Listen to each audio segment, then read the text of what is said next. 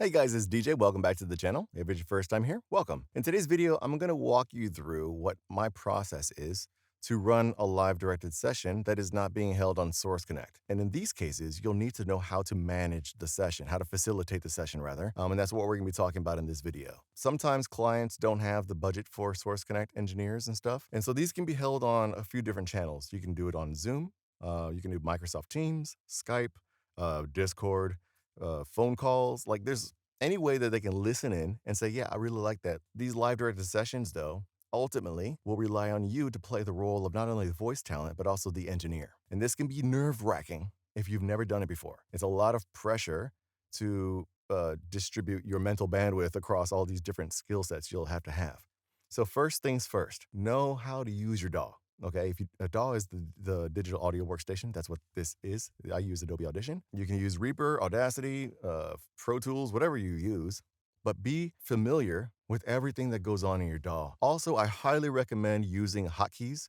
I don't know if you guys click or whatever, but I use hotkeys for almost everything in here. And in Adobe Audition, you can just go to the edit menu and come down to keyboard shortcuts, and you can set up your keys here. I highly recommend it because it just makes everything easier and it makes you look more professional, I think, instead of trying to click everything. Let's imagine that you're getting the session started.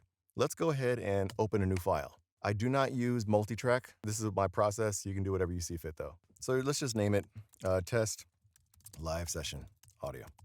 Sample rate. You'll see 44.1. You also see 44K. I do 48K because I can always downscale to 44.1. Bit depth is always going to be 24 or 16. Please make sure you're recording in mono. All right, not stereo, because stereo means you have two microphones. We only use one microphone in VoiceOver, and so if you record in stereo, you're only going to be recording on one channel, and then go ahead and click OK. Understand, firstly, how to start the recording. Okay, we're recording now. That hopefully you know how to do that. I don't want to be presumptuous and think that everybody knows everything. Know how to start the recording, know how to stop the recording. Okay, for ease, I recommend starting the recording and letting it run until the end of the session. Unless the client actually wants you to go back and time things, or you need to go back and fix mistakes during the session, or they want you to, hey, can you listen back at that again and let me know how it sounds? There's really no reason to stop the recording. I had a bad experience early in my career where I had a live directed session with a client and I was trying to start and stop and start and stop. Should be cool, you know? But at a certain point, I had forgotten to start again. And we had like another 15 minutes to go in the session. And I recorded the takes and stuff. And he's like, yeah, that sounds great. We got everything we need. Yeah, just go ahead and clean those files up for me and send them to me. And we'll be done. Get off the call. Thanks for having me. Bye. I go into the DAW and tell me why the DAW looked like this. It was completely empty. And I realized I had completely forgotten to start recording. I had to call the client back, tell them my mistake, profusely apologize, and give them a complimentary live session, which they were not particularly pleased about. So please learn from my mistake. Just let this shit run unless you really need to stop it or you feel comfortable starting and stopping, which eventually you'll need to become comfortable with that. But for new people, just let the shit run like this, okay? Another thing you'll want to have in your booth with you or know how to do is something that makes a clicking sound. Some people use dog clickers when like a click, click, click, but I've found that clients don't like that, especially if you do it too close to the microphone. It can be annoying to hear this loud right in your ear as you're trying to listen to the voice actor.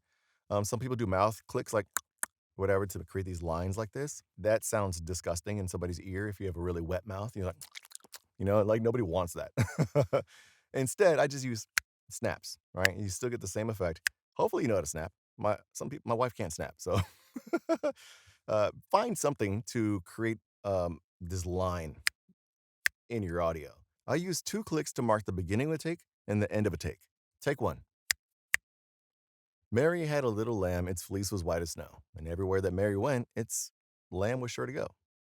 I think it's her lamb was sure to go. We have our slate, take 1, and we have our 2 clicks, and it creates this border. So as this audio gets longer and longer and longer, those clicks will become more and more visible or easily visible because you never want to not know where things are. What if I make a mistake and I need to annotate that mistake on the fly? When we're recording, we don't want to make a mistake and then just keep going through and then we have to go back and try to find the mistake in the edit. So let's talk about how to mark the mistake. Take 2.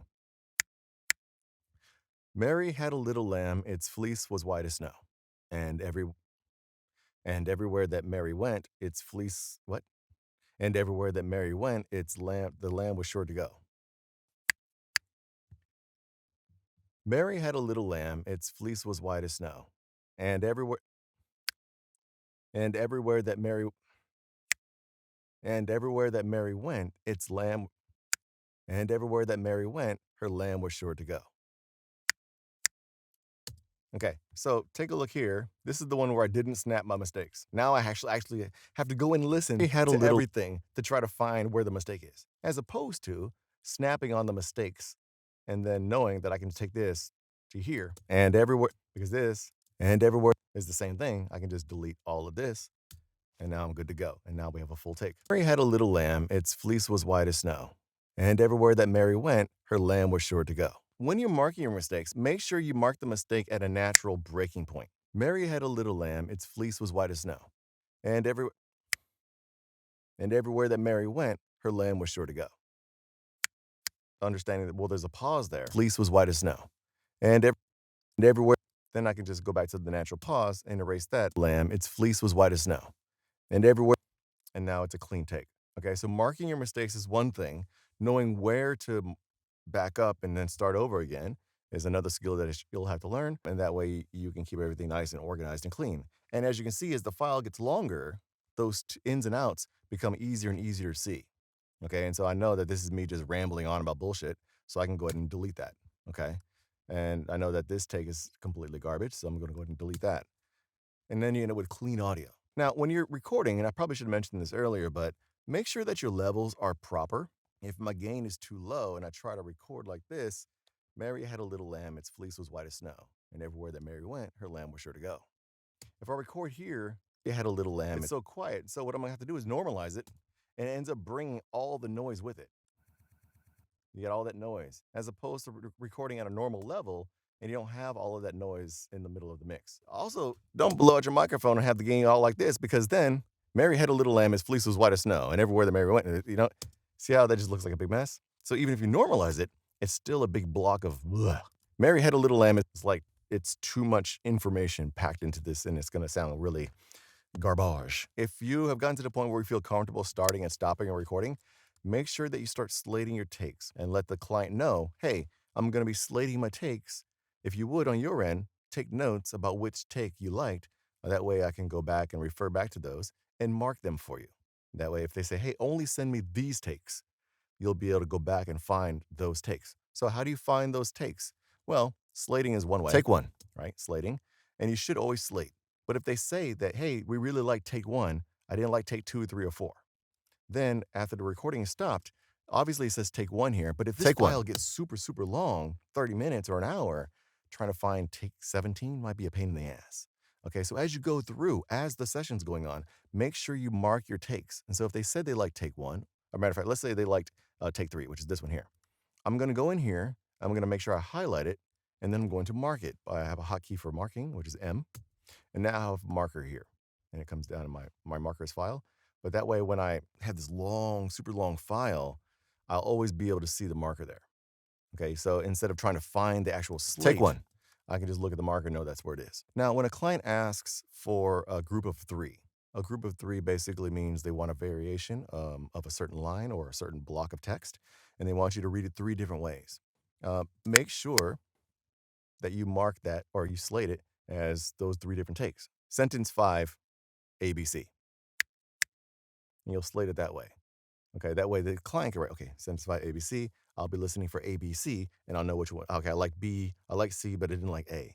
And they'll be able to annotate on their end as well, okay? So the slating is for you, but it's also for the client so that they can keep notes. Another useful skill is how to measure the time, the duration of how long a particular take was. That way you can let the client know what kind of timing, if they're really tight on timing or they want to make sure that they're not going overtime. Like, for example, this script here is supposed to fit within 15 seconds, which is more like 14.3 to 14.7 because there's always space on both ends. So this is how you would do that. Go and start my recording. Take 1. We were stressed. We thought owning a home was out of reach, but Rocket Mortgage answered all of our questions, made the process clear and shockingly simple. Before we knew it, we were holding the keys to our new home and felt a bit like heroes in our own story. I swear that's not a real take, guys. I'm just reading. I'm better than that. All right, so let's go ahead and delete my mistake, which is here. We thought, but, and go ahead and time this out. With the spaces, it comes in at 12.5 seconds. So the client's like, oh, okay, we got room to slow it down. Let's get another take, and let's slow down just a tad bit, try to get into 14 seconds. Copy that. Take 2. We were stressed. We thought owning a home was out of reach. But Rocket Mortgage answered all of our questions, made the process clear and shockingly simple. Before we knew it, we were holding the keys to our new home and felt a bit like heroes in our own story. This comes in at 13.6. So we're slowing it down, but being able to relay the time to the client is a very useful skill to have.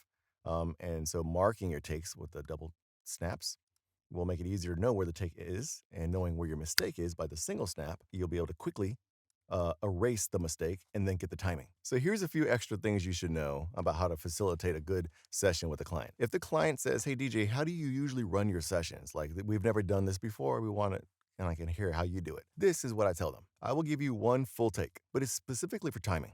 I want to know about pacing and timing. Am I in the ballpark of what you guys are going for? And after the first take, I'll give you 2 more takes back to back, and I'll vary it based on my own thing, okay? If the client has any particular feedback they want to give you after the first take, that's fine. Let them give you what they have to give you, but give them 2 more, or suggest that you give them 2 more full takes after the first take. By the time you're done, you should have 3 full takes, and that gives them enough information to start giving you direction. And then after the 2 full takes, if they want more full takes, that's fine.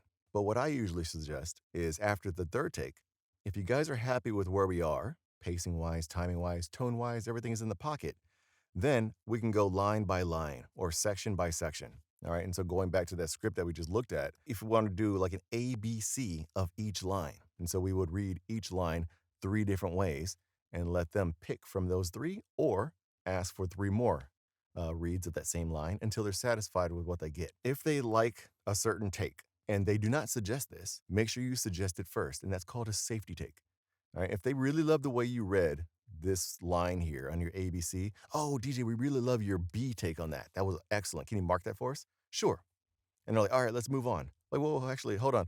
If you really like that take, do you want to go ahead and get a safety? Like, I can record it again. Just make sure you have like an extra, just in case something's wrong with the audio or whatever. They will love you for that. Always recommend a safety take because it'll cover your ass from, to prevent having to do a pickup, or they want a revision or anything like that. And it will make them feel like they're still in control. You're giving them options, okay? Being able to record, being able to engineer the audio, being able to make changes on the fly to the script, all of this, it rests on your shoulders. And I know it sounds daunting at the beginning, but it gets easier and easier. But if you've never booked the job before, you're going to continue to have those nerves. And to be honest with you, I still have nerves. I still have nerves every time I get into a session until I can feel out the room and, make somebody laugh, and then I'm good to go. I recommend practicing this by yourself, running through. Know what your system is. Know where your hotkeys are. Know how to delete audio, how to edit audio, how to, if you don't like snaps, well, make some mouth noises or whatever you need to do, and know your system to a T. That way, when you get in the session, the only thing you need to focus on is delivering what the client needs. And if you have any questions, leave it in the comments down below, and I will see you guys in the next video.